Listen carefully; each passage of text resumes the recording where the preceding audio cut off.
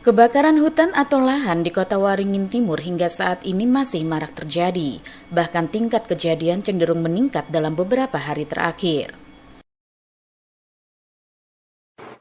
BMKG Sampit menyebut, dalam beberapa hari ke depan potensi terjadinya kebakaran hutan atau lahan masih cukup tinggi untuk terjadi. Sebab berdasarkan perakiraan, kondisi cuaca di Kota Waringin Timur cenderung cerah berawan.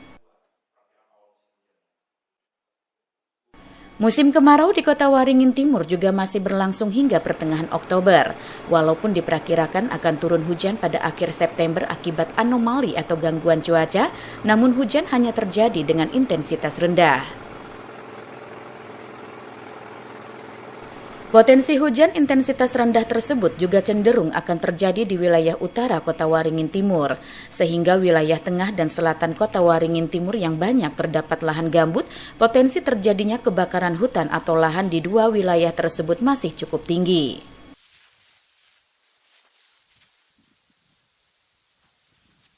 Perkiraan kami untuk Kotim masih cerah berawan, jadi untuk potensi kebakaran hutan dan lahan masih cukup tinggi seperti itu.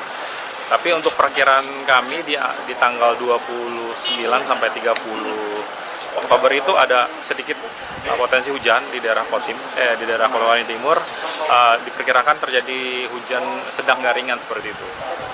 Mungkin itu bisa mengurangi sedikit lah titik hotspot yang ada di Kota Waringin Timur seperti itu. Dan kalau perkiraan dari kami untuk curah hujan itu cenderung di wilayah utara seperti itu. Nah, untuk bagian tengah, bagian selatan ini mungkin sedikit atau kita katakan ringan seperti itu curah hujannya. Ya, tengah dan selatan karena kondisi di tengah dan selatan itu kan terbentur dengan kondisi lahannya gambut ya. Karena di bagian utara itu lebih cenderung tanah ya seperti itu. Jadi lebih besar potensi kebakaran hutannya ya di daerah selatan seperti itu.